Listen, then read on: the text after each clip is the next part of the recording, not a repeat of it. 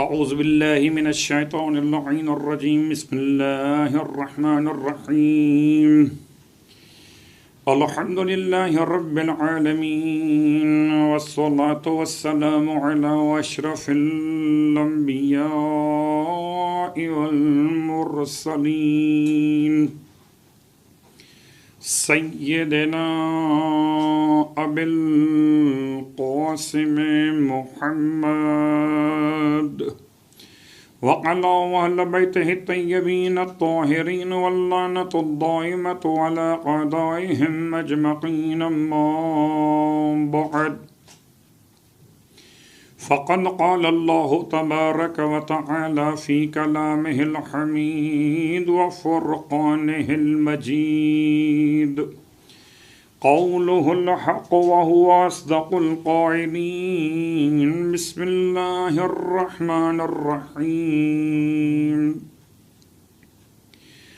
يسبح لله ما في السماوات وما في الأرض الملك القدوس العزيز الحكيم۔ تمام تعریفیں اس خدائے بزرگ و برتر کے لیے جس نے قوت گویائی سے مشرف فرما دیا ہے، اور تمام ہدیہ درود و سلام و نزوات مقدسات کے لیے کہ جن کی تعلیمات نے قوت گویائی کو ذکر خدا کی معراج نصیب فرمائی ہے۔ الحمد للہ الذی جعلنا من المتمسکین بالقرآن العظیم وجعلنا من المتمسکین بولایت علی ابن ابی طالب علیہ السلام وجعلنا وإياكم إن شاء الله من الطالبين بثأر الحسين مع وليه الامام المہدی من آل محمد علیہم السلام۔ اما بعد، شکر خداوند تبارک و تعالی کہ اس نے کل سے لے کر آج تک اتنی زندگی اور عطا فرمائی کہ نعمت حیات کے ساتھ دولت صحت و عافیت پر اس کے بارگاہ میں شکریہ ادا کرتے ہیں، اور خدا کا احسان کہ اس نے مکتب ولایت سے تعلق اس طرح سے مرحمت فرما دیا کہ فرش تفسیر قرآن پر عقید ولا کے ساتھ بیٹھے ہوئے اپنے اپنے گھروں سے، اپنے اپنے علاقوں سے، اس طریقے آن لائن سے ہم آپ کی خدمت مقدس میں اپنے عنوان کے ساتھ حاضر خدمت ہو رہے ہیں۔ تفسیر نسیم سید الایام و تسبیحات و صلوات رمضانیہ۔ اس سے پہلے کہ ہم آپ کی خدمت میں اپنے اس عنوان پر گفتگو کا آغاز کریں، روزانہ کی طرح آج بھی مسائل شرعیہ سے کچھ فقہی مسائل آپ کی خدمت میں اور پیش کر دیے جائیں۔ امام بارگاہ علی رضا شارجہ میں جیسے ہر سال مسائل فقہیہ بیان ہوا کرتے تھے، اس سال بھی آپ کی خدمت میں اسی انداز سے بیان کیے جا رہے ہیں۔ مسائل فقہیہ میں کل ہم نے نیت کے الفاظ کو مکمل کیا، اور کل بھی ایک مثال نیت کے حوالے سے دی گئی کہ اگر کسی انسان سے نیت کے الفاظ میں کوئی غلطی واقع ہو جائے، اگر ارادہ مخصوص عمل ہو تو نیت کے الفاظ کی غلطی عمل کو باطل نہیں کرتی۔ اب آئیے، ایک مثال کل آپ کی خدمت میں دی تھی طواف النساء کے حوالے سے، ایک مثال آج آپ کی خدمت میں خود روزے کے حوالے سے۔ یعنی اگر انسان آنے والے کل کی تاریخ میں اشتباہ کر جائے، مثلا آنے والے کل کی تاریخ اگر ہو 2 رمضان یا 3 رمضان اور یہ غلطی سے اسے پہلی کہہ کر بیٹھ جائے یا 5 کہہ دے یا 4 کہہ دے تو اس سے اس کے روزے پر کوئی اثر واقع نہیں ہوگا۔ تو نیت کے مسائل میں ایک اور مسئلہ، اگر تاریخ یاد نہ رہے، اب یہ بات آپ کی خدمت میں عرض کر دوں کہ یہ ایک الگ مسئلہ ہے کہ کہیں پر آپ نے کچھ دن گزارے ماہ رمضان کے، وہاں کے رویت کا مسئلہ الگ تھا، آپ وہاں سے نکل کر کسی اور اپنے شہر میں پہنچے، قیام عشرہ یا آپ کا اپنا وطن وہاں پر، اور وہاں رویت کے اعتبار سے ماہ رمضان کی تاریخ کوئی اور چل رہی ہو، تو اب آپ نے کیا کرنا ہے؟ جیسے کہ مختلف ممالک میں روزگار کے لیے آنے والے جب عید الفطر کے قریب اپنے اپنے وطن واپس جانا چاہتے ہیں تو وہاں ہو سکتا ہے رویت کا مسئلہ یہاں رویت کے مسئلے سے مختلف ہو، تو کیا کرنا چاہیے؟ خلاصہ کلام پھر اس میں آپ کو یہ غور کرنا ہے کہ اصل واجب روزہ 30 دن ہیں، اس سے زیادہ نہیں ہو سکتے۔ مثلا آپ نے یہاں روزے رکھے 27 تک اور 27 روزے مکمل کر کے آپ اپنے وطن پہنچے اور آپ کے وطن میں ابھی 26واں روزہ شروع ہو رہا، تو آپ نے 27 مکمل کر لیے، اب آپ کو مزید 3 اور رکھنے ہیں، اور آپ کے وطن کے لحاظ سے مثلا 30 کا چاند ہو جائے تو 4 اور ہو جائیں گے۔ اگر آپ 4 رکھ لیں تو آپ کے روزے بنیں گے 31۔ 27 یہاں کے اعتبار سے آپ رکھ چکے تھے اور 4 وہاں کے اعتبار سے وہاں کے ماہ رمضان کو مکمل کرتے ہو، تو 31 روزے ممکن نہیں ہیں۔ اب رہا مسئلہ، جس شہر میں آپ پہنچے ہیں وہاں اگر اب چاند ماہ رمضان کا مختلف ہے تو 30 سے زیادہ کے بعد اب آپ نے صرف یہ کرنا ہے کہ آپ اب احتیاط کیجئے، اس دن کا روزہ نہیں رکھ سکتے کہ 31ویں دن کا روزہ آپ پر واجب نہیں، البتہ امساک کیجئے وہاں کے چاند کا احترام کرتے ہوئے، نہ تو عید اس انداز سے گزاریے جیسے آپ گزارتے ہیں، کھائیں اور پئیں نہیں، امساک کیجئے، روزہ بھی نہیں ہے، امساک کیجئے، وہاں کے چاند کا احترام رویت کا کرتے ہوئے امساک کیجئے۔ واپس آتے ہیں مسئلے کی طرف کہ روزے میں اگر انسان کو تاریخ یاد نہ رہے تو پریشانی کی بات نہیں، جیسا ہم نے کل گزشتہ مجلس میں مسئلہ بیان کر دیا تھا کہ 2 طریقے نیت کے ہیں، ایک پورے ماہ مبارک کی نیت ایک ساتھ کر لی جائے تو یہ جھگڑا ہی ختم ہو جاتا ہے کہ کل کون سا روزہ ہے آپ کو یاد نہیں رہا، اور اس کے ساتھ ساتھ یہ بھی ممکن کہ اگر آپ چاہتے ہیں تو ہر آنے والے دن کے روزے کا ارادہ اس کی رات میں کر لیں، صبح کی اذان سے پہلے۔ ان مسائل روزہ کے ساتھ ساتھ اب آپ کی خدمت میں 2-4 باتیں مسائل فقہیہ سے اور بیان کر دوں۔ ان میں سے خاص مسئلہ، چونکہ ہم ہر سال فزیکلی عملاً جماعت منعقد کرتے تھے، ماہ مبارک رمضان کی ہر رات میں اپنے درس اور مجالس کے بعد 2 دن قضائے عمری کے اعتبار سے، اور اس کے بعد ان تمام تر نمازوں کی رکعات کو شمار کرتے ہوئے ہم اسے 1000 رکعات میں چاہتے تھے کہ مکمل کر سکیں،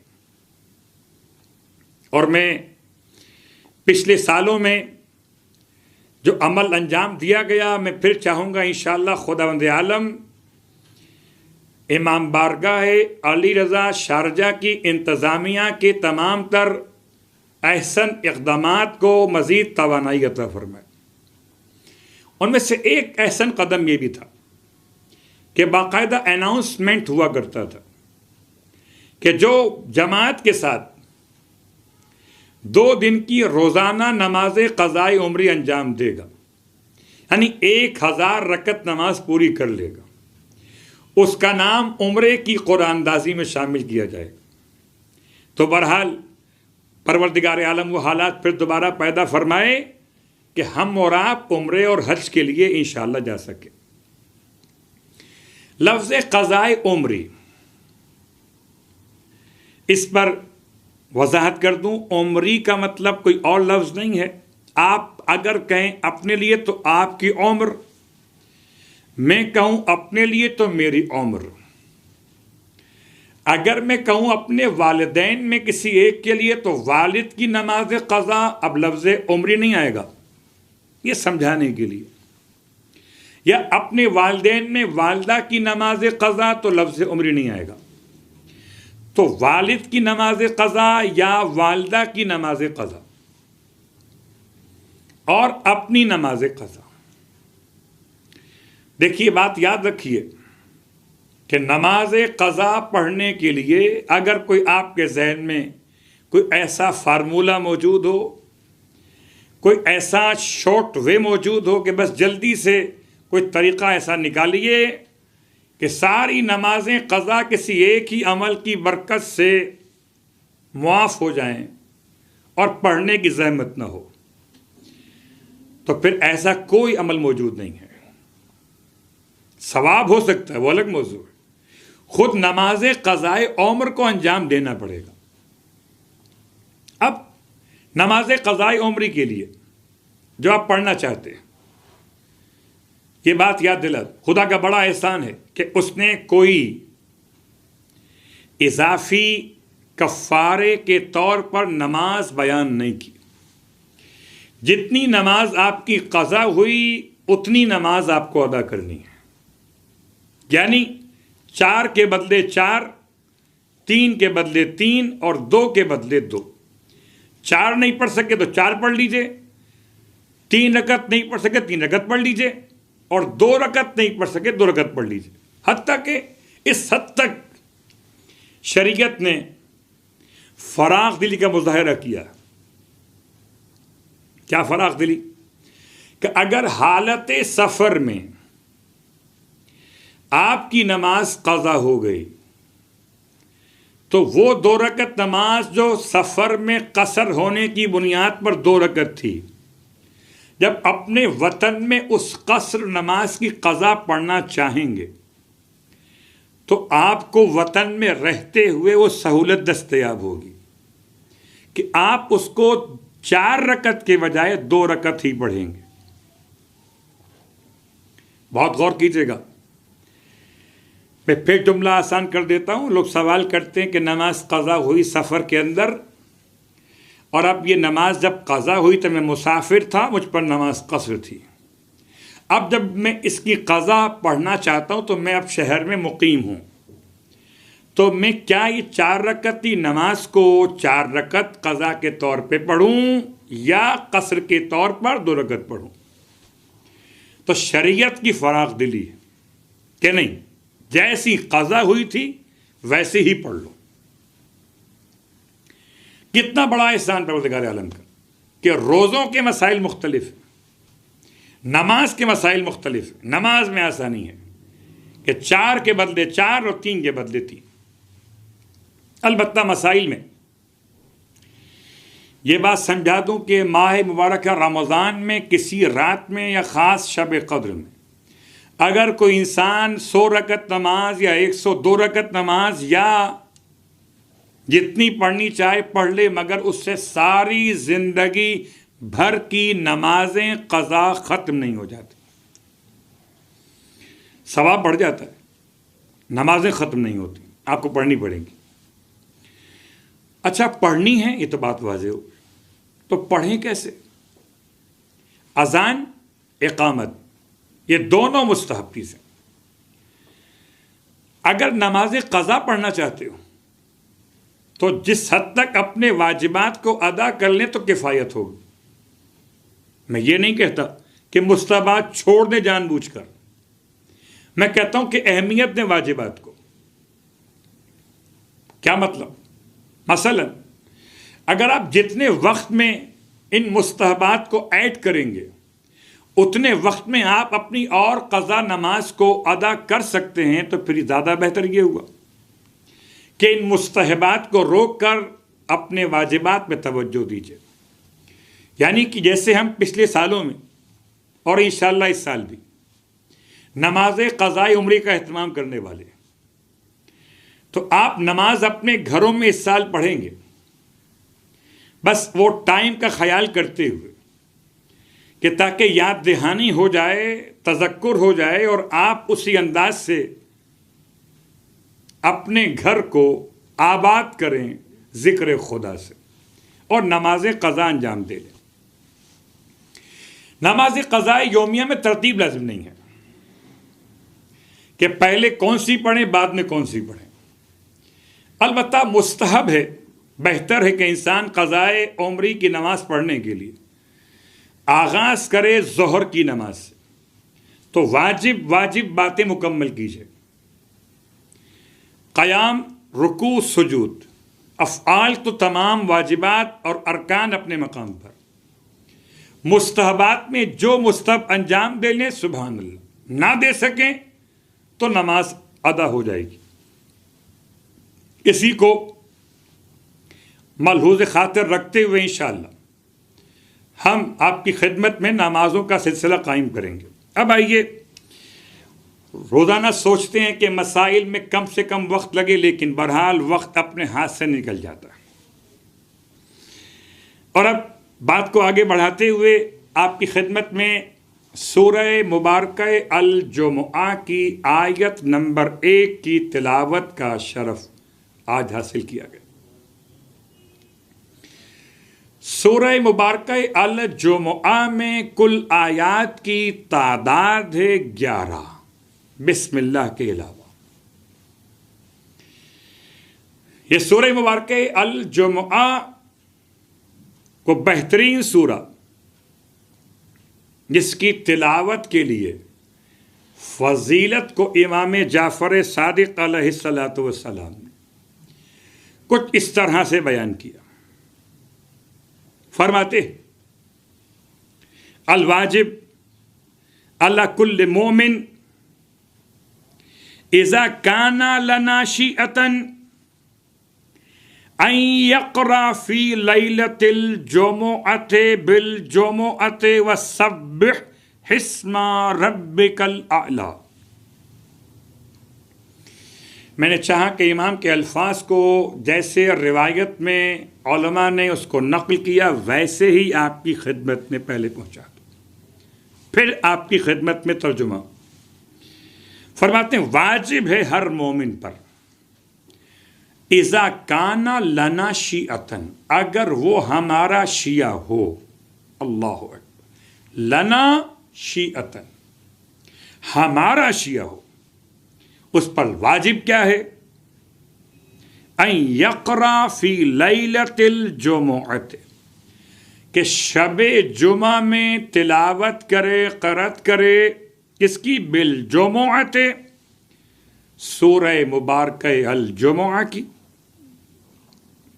وسبح اسم ربک الاعلی کی، یعنی سورہ اعلیٰ کی.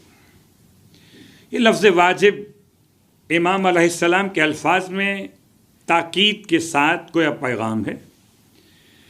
وہ واجبات مخصوص کے طور پر نہیں کہ جس کا انجام نہ دینا گناہ کبیرہ کا باعث بنے، لیکن تاکید ایسی جیسے کہ مستحب واجب کے قریب پر ہو جائے. الفاظ واجب پہ استعمال ہوئے. شب جمعہ سورہ جمعہ اور شب جمعہ سورہ اعلیٰ. وفی صلاۃ الظہر، انشاءاللہ بات آہستہ آہستہ آگے بڑھے گی. تو رات میں شب جمعہ کے اعتبار سے صورتیں جو پڑھی جاتی ہیں اس میں یہ 2 خاص سورے کیوں بیان کیے گئے، اس کا حوالہ بھی، اور سورہ اعلیٰ کا سورہ جمعہ سے کیا ربط ہے، یہ بات بھی انشاءاللہ آئے گی. فرماتے ہیں وفی صلاۃ الظہر بالجمعۃ والمنافقین، اور نماز ظہر میں سورہ جمعہ اور سورہ منافقون، یعنی شب جمعہ 2 سورے اور روز جمعہ 2 سورے. اب روایت پہ غور کیجئے کہ شب جمعہ کے لیے مولا نے اس روایت میں کسی نماز یا غیر نماز کے بارے میں تاکید یا تقیید نہیں فرمائی.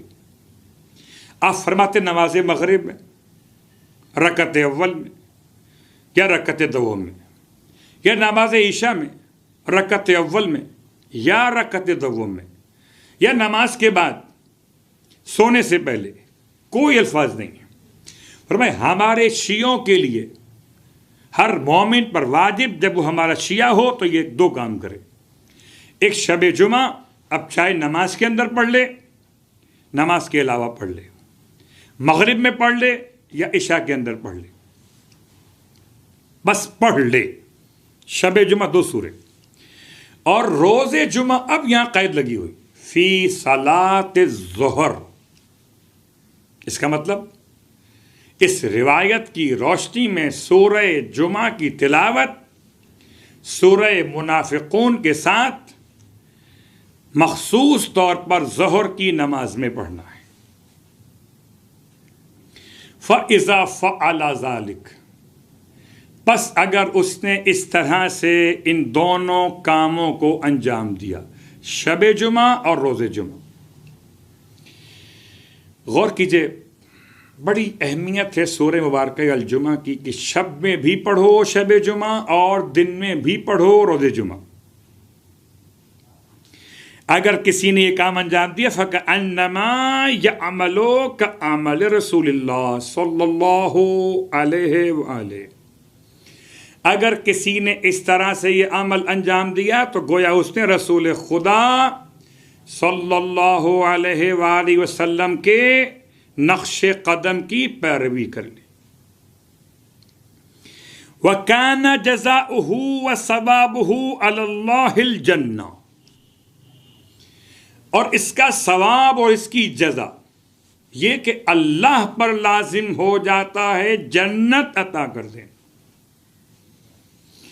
اگر ہر شب جمعہ ہر روز جمعہ آپ پر جنت واجب ہو جائے تو اس کا مطلب ہے کہ جہنم حرام ہو گیا. ایک روایت آپ کی خدمت میں سورہ مبارکہ الجمعہ کی تلاوت کی فضیلت کے حوالے سے.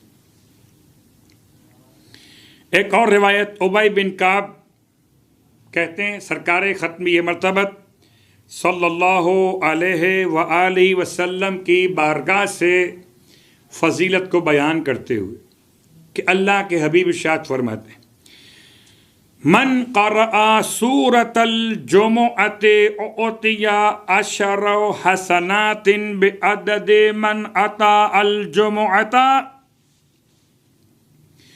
وبعدد من لم يأتها فی امصار المسلمین. بہترین روایت اور لاک ڈاؤن کے حوالے سے اس موجودہ حالات میں اپنے گھر پر رہتے ہوئے سورہ مبارکہ الجمعہ کی تلاوت کے فائدوں سے اور قریب ہو جائیے. ابی بن کعب کہتے ہیں کہ اللہ کے حبیب نے ارشاد فرمایا کہ جو شخص سورہ مبارکہ جمعہ کی تلاوت کرے خداوند عالم اسے ان افراد کی تعداد سے 10 گنا زیادہ کہ جو جمعے کی نماز کے لیے آئے ہوں نیکیاں عطا فرمائے گا. کیا مطلب کہ اگر جمعے کی نماز میں 10 لوگ آئے تو 10 کو 10 سے ضرب دیجئے 1 کی بات، پھر ایک مسجد، پھر ایک اور مسجد، پھر ایک شہر، دوسرا شہر، جتنے لوگوں نے جمعے کی نماز پڑھی ان کی تعداد سے 10 گنا زیادہ اجر و ثواب خدا سورہ مبارکہ جمعہ کی تلاوت کرنے والے کو عطا فرماتا ہے. پھر فرماتے ہیں وَبِعَدَدِ مَنْ لَمْ يَأْتِهَا. اللہ اکبر. اب غور کیجئے کتنے لوگ جمعے کی نماز میں آتے ہیں اور کتنے لوگ جمعے کی نماز میں نہیں آتے. فرض کیجئے کہ مسلمانوں کے کسی شہر میں آبادی اگر 1 کروڑ کی ہے اور 1 کروڑ کی آبادی میں اگر 10 لاکھ جمعے کی نماز کے لیے آتے ہو اور باقی لوگ جمعے کی نماز کے لیے نہ آتے ہو تو 90 لاکھ اگر وہ ہیں 10 لاکھ یہ ہیں تو 90 کا حساب بھی 10 کے اعتبار سے اور 10 کا حساب بھی 10 کے اعتبار سے. تو اگر کوئی انسان سورہ مبارکہ جمعہ کی تلاوت کرے، اب اس میں اللہ کے حبیب نے نہ تو دن کی قید لگائی کہ دن جمعے کا ہو، نہ رات کی بات کی کہ شب جمعہ ہو، نہ نماز کی بات کی، نہ غیر نماز کی بات کی. جمعے کی کوئی قید نہیں ہے. کسی دن، کسی رات میں، کسی حالت اور کیفیت میں جب انسان تلاوت کرے سورہ مبارکہ الجمعہ کی، اس کے لیے اللہ کے حبیب کی طرف سے 2 قسم کے پیغامات مل گئے. چونکہ ہمارا عنوان اسی سورہ مبارکہ جمعہ کی تفسیر کے حوالے سے، تو آئیے اور بھی روایات آپ کی خدمت میں پیش کر دی جائیں. فرماتے ہیں روایت کو پیش کرتے ہوئے کہ لیس فی القراءۃ شیء موقت الا الجمعہ تقرأ بالجمعۃ والمنافقین، کہ سورہ مبارکہ جمعہ اور سورہ مبارکہ منافقین کو مخصوص کیا گیا، موقت کیا گیا، خاص طور سے جمعے کے دن کے لیے.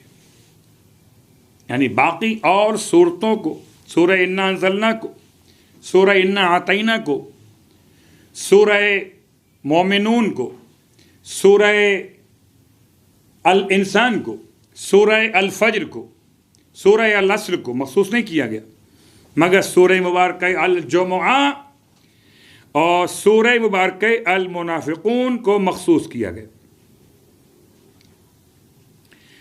اب آئیے روایات آپ کی خدمت میں سورہ مبارکہ جمعہ کی فضیلت کے اعتبار سے کچھ اور بھی پیش کر دی جائیں. فرماتے ہیں محمد ابن مسلم ابو جعفر یعنی کہ امام محمد باقر علیہ الصلوۃ والسلام سے روایت کہ حضرت ارشاد فرماتے ہیں ان اللہ اکرم بالجمعۃ المؤمنین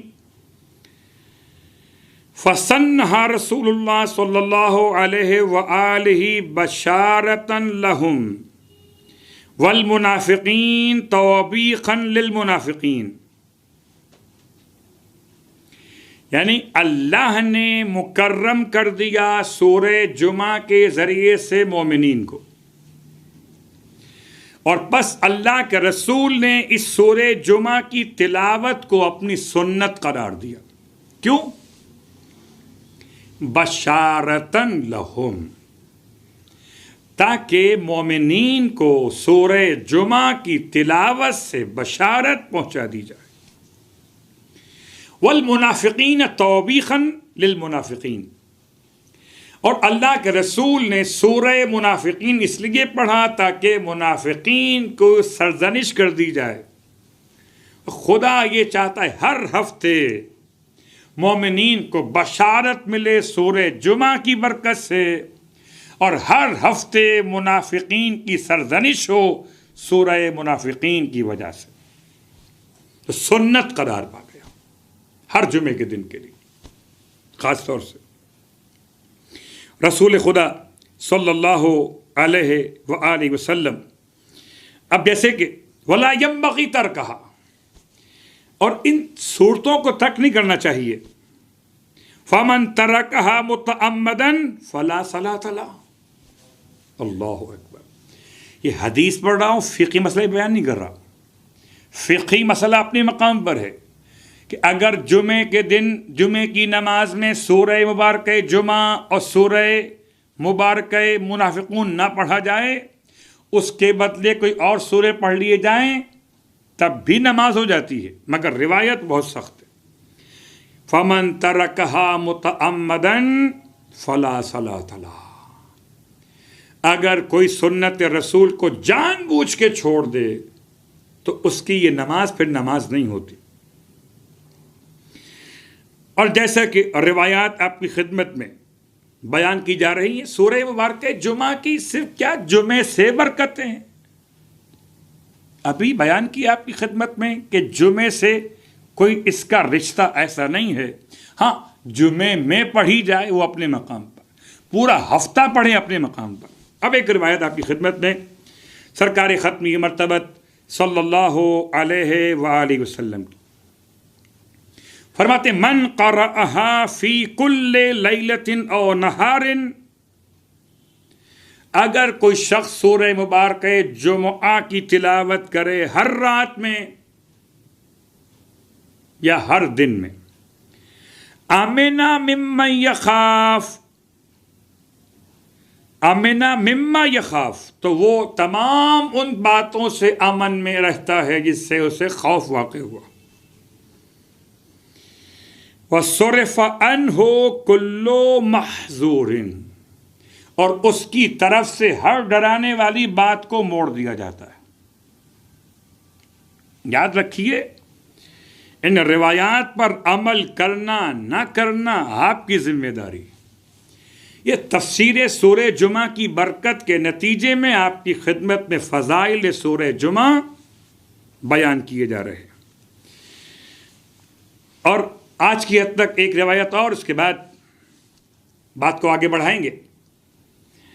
یہ روایت بھی امام جعفر صادق علیہ السلام کی بارگاہ سے، فرماتے ہیں من قرأہا لیلا او نہارا، جو شخص بھی سورہ مبارکہ الجمعہ کی تلاوت کرے رات میں یا دن کے وقت میں، فی صباحہ او مسائہ، صبح کے وقت میں دن کے اعتبار سے یا شام کے وقت میں، امنا من وسوسۃ الشیطان، وہ شیطان کے وسوسے سے امن میں آ جاتا ہے۔ بہت بڑا مسئلہ، اور آپ کی خدمت میں آج کی حد تک اسی روایت میں ہم بات کو روکیں گے۔ وسوسے شیطان، لوگ بڑے پریشان ہوتے ہیں کہ شیطان نے بہکا دیا، شیطان نے بہکا دیا۔ ایک سوال ہمیشہ اٹھتا رہا ہے کہ ماہ مبارکہ رمضان میں کون بہکائے گا؟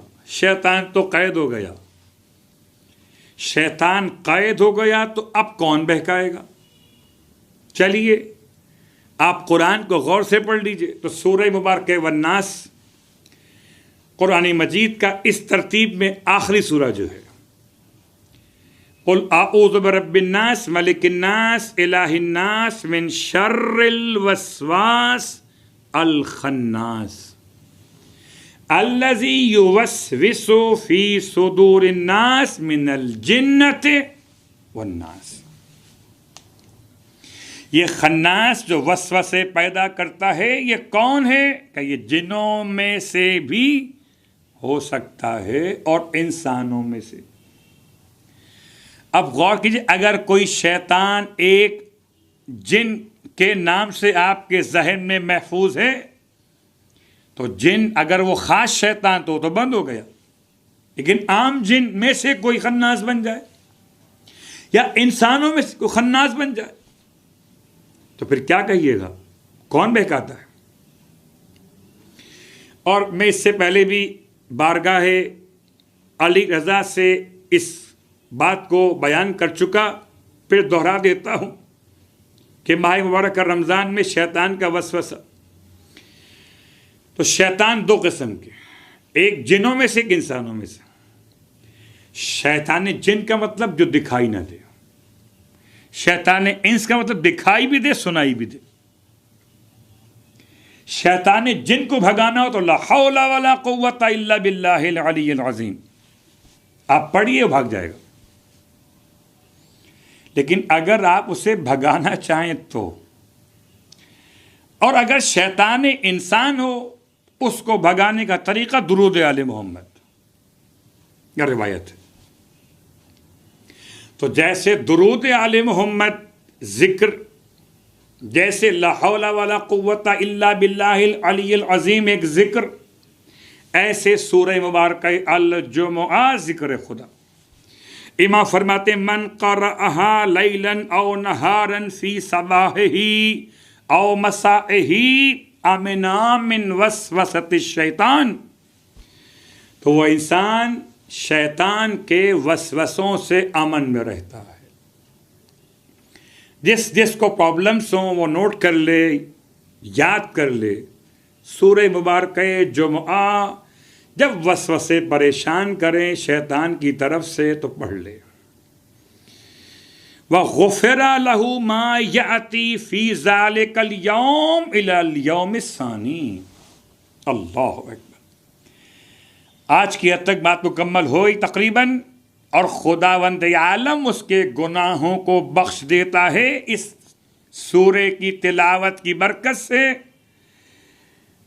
فی ذالک الیوم، جس دن اس نے پڑھا اس کو، اس سے لے کر الی الیوم الثانی. عجیب جملہ ہے. آنے والے کل کے دن تک، آج کے دن سے لے کر آنے والے کل کے دن تک. اب ایسا بھی نہ ہو کہ انسان یہ سوچ کر منصوبہ بندی کرے کہ مولانا نے اچھی بات بیان کر دی، اب تو میں کل غیبت کروں گا، اس سے پہلے آج رات میں سورہ جمعہ پڑھ لوں گا، تو غیبت تو لکھی نہیں جائے گی. انما الاعمال بالنیات. یاد رکھیے، نیت المومن خیر من عملہ. یاد رکھیے اس بات کو. اگر کوئی انسان ارادہ گناہ سے کسی عمل خیر کو بھی انجام دے تو عمل خیر قبول نہیں ہونے والا. جیسے کہ مثال آپ نے سماعت کی ہمیشہ کہ جناب کسی اگر میت کو نہلائیے، اور خاص طور سے کرونا وائرس کے حوالے سے میت کو نہلانا، شاید پہلے اگر ثواب ملتا ہو 100، اب ملے گا 1,00,000 نیکیوں کا ثواب. میت کو آج کے دور میں کرونا وائرس کے متاثر کسی مرحوم کی میت کو نہلانا، گرچہ ابھی یہ پوری بحث ہے اور اس پر گفتگو میڈیکل سے متعلق لوگ زیادہ بہتر کر سکتے، کہ WHO کے اعتبار سے آیا کرونا وائرس سے متاثر شخص کی میت کتنی زیادہ حد تک متاثر کر سکتی ہے نہلانے والوں کو، یا الگ موضوع. اس پر سوالات استفتاءات کے عنوان میں جوابات بھی آ چکے کہ کس حد تک میت کو نہلانا اور ہاتھ لگانا ممکن ہے.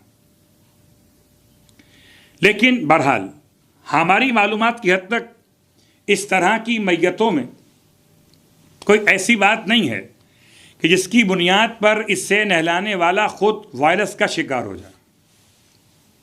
البتہ احتیاطی تدابیر اطباء اور ڈاکٹرز کے مشورے پر انتہائی لازم ہوں گی. لیکن ایک بات زبان پر آئی تو میت کو نہلانے کا ثواب آج کے حالات میں آ گئے. اور چونکہ ہمارے عنوان میں جو باتیں شامل انشاءاللہ آہستہ آہستہ وہ آگے بڑھیں گی، تو آج خالی ایک جملہ اور پھر ربط مصائب سے پہلے شخصیت کا تعارف کہ ماہ مبارکہ رمضان کے مشترکہ اعمال میں 2 عمل اور ہیں. ایک کا نام تسبیحات ہے، ایک کا نام صلوات ہے. تسبیحات کے 10 پیراگراف ہیں اور ہر پیراگراف میں 10 مرتبہ لفظ تسبیح ہے. اور پھر مخصوص صلوات ماہ رمضان کی انشاءاللہ یہ آنے والے ایام میں کچھ نہ کچھ حصے اس کے روز بیان ہوں گے بات توفیق پروردگار. آج تو ایک ایسی شخصیت کا تعارف آپ کی خدمت میں کرنا چاہوں گا کہ جو تاریخ میں ایک ایسی شخصیت کے طور پہ پہچانی گئی جو صاحبہ کرامات بھی ہے.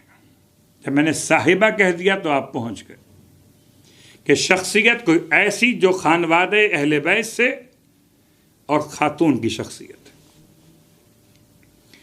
خدا ہم سب کو مقدس مقامات کی زیارت سے مشرف کرتا رہے ہمیشہ۔ سرزمین مصر پر ایک روزہ ہے، ایک مزار مقدس ہے، حضرت السیدہ النفیسہ جلیلہ، جناب نفیسہ خاتون کا روزہ۔ نفیسہ کون ہے؟ آپ کا اسم گرامی خود نفیسہ۔ لوگ نئے نئے نام ڈھونڈتے ہیں بچیوں کے لیے، کبھی یہاں سے نام نکال لیا، کبھی وہاں سے نام نکال لیا، کبھی گوگل سے پوچھ لیا، آل محمد سے پوچھ لیجئے کہ ان کے گھرانے میں کیسے معتبر نام رکھے جاتے تھے۔ نفیسہ۔ اب اردو ادب خاص طور سے لکھنؤ کی تہذیب میں لفظ نفیس سب جانتے ہیں۔ نفیسہ انتہائی کوئی باعزت شخصیت، باوقار شخصیت، اپنے لباس کی ہیئت میں، اپنے اعمال کی حیثیت میں صرف لکھنؤ کی تہذیب نہیں بلکہ اخلاق اسلامی کے اعتبار سے۔ نفیسہ، آپ کی شخصیت، آپ کا خاندان، آپ بیٹی ہیں حسن ابن زید کی، اور حسن ابن زید بیٹے ہیں امام حسن مجتبی علیہ السلام کے۔ گویا خاندان کے اعتبار سے آپ پڑپوتی ہیں امام مجتبی علیہ السلام کی۔ انشاءاللہ پھر کسی موقع پر جناب زید کی بات کریں گے۔ زید ایک مشہور زید شہید، چوتھے امام کی اولادوں میں سے۔ ایک اور زید ہیں امام مجتبی علیہ السلام کی اولادوں میں سے، ان کے بیٹے حسن، ان کی بیٹی نفیسہ اپنے بابا کے ساتھ مصر میں آئی ہے۔ آپ کی شادی حضرت اسحاق سے، المؤتمن کے جو صفت سے پہچانے گئے امام صادق علیہ السلام کے فرزند، ان سے منعقد ہوئی۔ اللہ نے آپ کو 2 اولادیں عطا فرمائی، ایک بیٹا اور ایک بیٹی۔ بیٹے کا نام قاسم، بیٹی کا نام ام کلثوم۔ اور جناب زینب بنت یحییٰ جو آپ کی خدمت میں رہی ہیں، کہتی ہیں نفیسہ میں 40 سال تک ان کی خدمت میں رہی، میں نے 40 سالوں میں نہ کبھی ان کو رات کے وقت سوتے ہوئے دیکھا، اللہ اکبر، اور نہ دن کے وقت کھانا کھاتے ہوئے دیکھا۔ 40 سال کہتے ہیں میں نے ہرگز نہیں دیکھا دن کے وقت میں کھانا کھاتے ہوئے اور رات کے وقت میں آرام کرتے ہوئے۔ اس خاتون نے 30 حج کیے، 30 حج۔ یہ خاتون جس نے 6000 مرتبہ ختم تلاوت کل قرآن کیا، یہ خاتون صاحب علم محمد ابن ادریس الشافعی تحصیل علم کے لیے احادیث کی اصلاح کے لیے ان کے پاس آتے تھے۔ شخصیت ایسی کہ اپنے ہاتھوں سے اپنے گھر میں اپنی قبر کا گڑھا بنایا، اور اپنی بنائی ہوئی اپنے ہاتھوں کی قبر میں جا کر بیٹھ کے تلاوت قرآن کرتی تھی۔ اللہ اکبر، عظیم شخصیت۔ ماہ مبارکہ رمضان کی پہلی تاریخ آپ کا روز وفات تاریخ نے بیان کیا۔ اسی مناسبت سے ابتدائی ایام ماہ رمضان میں آپ کی شخصیت کا حوالہ، اور ربط مصائب سے پہلے صرف ایک جملہ آپ کی خدمت بیان کر دوں کہ لوگ سوال کرتے کہ نفیسہ سے توسل کیسے کیا جائے، تو اب یہ روایت نہیں پڑھ رہا، علماء کا قول پڑھ رہا ہوں۔ نفیسہ خاتون کے بارے میں لکھی گئی بہت ساری کتابوں میں سے کتاب جس کا نام ہی نفیسہ ہے، اس میں لکھا علماء نے کہ طریقہ توسلی کہ اگر کوئی مشکل حاجت درپیش ہو تو آپ 114 مرتبہ درود پڑھیں، 114، اور 1 مرتبہ اس کے بعد الحمد پڑھیے، اس کے بعد 11 مرتبہ سورہ اخلاص پڑھیے۔ پھر ان تینوں تلاوتوں کا ثواب نفیسہ خاتون کی خدمت میں ایصال کر کے وسیلہ بنا کے دعا مانگیے۔ اور میں آپ کے ساتھ شیئر کر رہا ہوں کہ صرف میں نے جب آج اس روایت کو علماء کی پڑھا تو میں اس پر عمل کر کے آج آ کے بیٹھا. آپ اپنی حاجات پیش کیجئے نفیسہ خاتون کے وسیلے سے. سادات حسنی نے کتنی قربانیاں دی ہیں. اور افسوس کہ اپنوں کے درمیان بھی سادات حسنی کی قربانیاں بیان بہت کم ہوتی ہیں. کہتے ہیں جناب نفیسہ خاتون کا جب انتقال ہوا تو آپ روزے کی حالت میں تھی. ماہ رمضان روزہ. جب حالت بگڑنے لگی تو ان سے کہا گیا کہ آپ روزہ کھول لیجیے. رونے لگے. آج ہم بہانے کرتے سخت گرمی کے موسم یہ اپنے مقام پر فقہی مسائل کو سمجھ کے عمل کیجیے، لیکن کیا روحانیت و عرفانیت جناب نفیسہ خاتون رونے لگی. فرمایا میں نے خدا کی بارگاہ میں دعائیں مانگ مانگ کر تو یہ دن دیکھا ہے کہ جب میری موت ہو تو روزے کی حالت میں ہو اور تم مجھ سے کہتے ہو کہ میں روزہ کھول لوں. شاید کوئی خیال کرے فقہی مسئلہ سمجھنے والا کہ یہ کیسے ہو سکتا. تو قبلہ انسان کی جان کا بچانا واجب. روزے کی حالت میں اگر جان کو خطرہ ہو تو پانی پلا کر بچا لیا. جان کو بچانا یہ جان بچانے والا موقع نہیں تھا، یہ تو جان پیش کرنے کے لمحات تھے. روتی تھیں، فریاد کرتی تھیں خدا کو یاد کرتے ہوئے.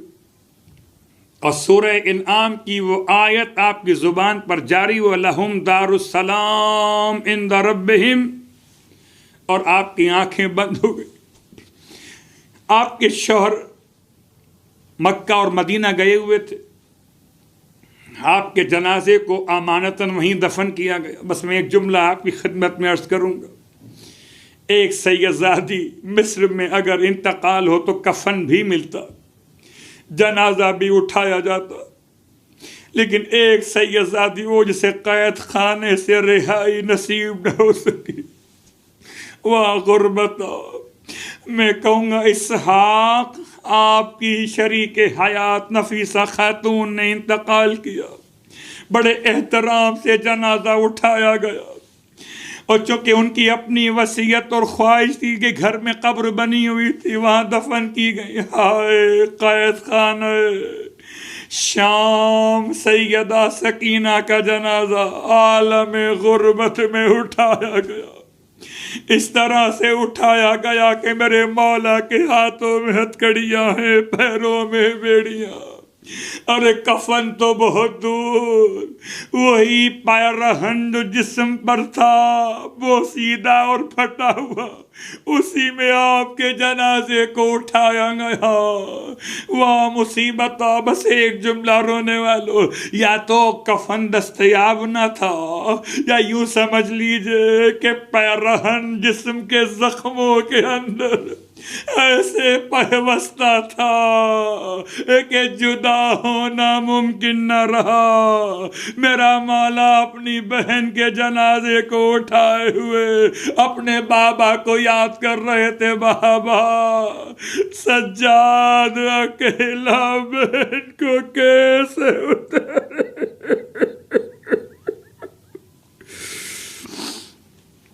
الا ولعنۃ اللہ علی القوم الظالمین وسیعلم الذین ظلموا ای منقلب ینقلبون.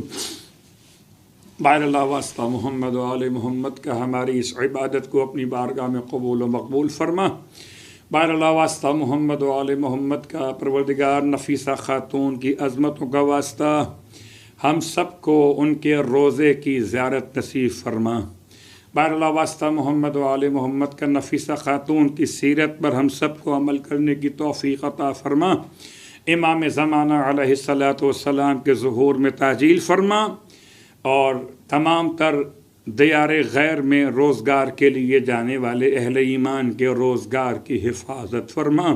بہر اللہ واسطہ محمد و آل محمد کا جہاں جہاں اہل ایمان آباد ہیں ان کی جان مال عزت و آبرو کی حفاظت فرما.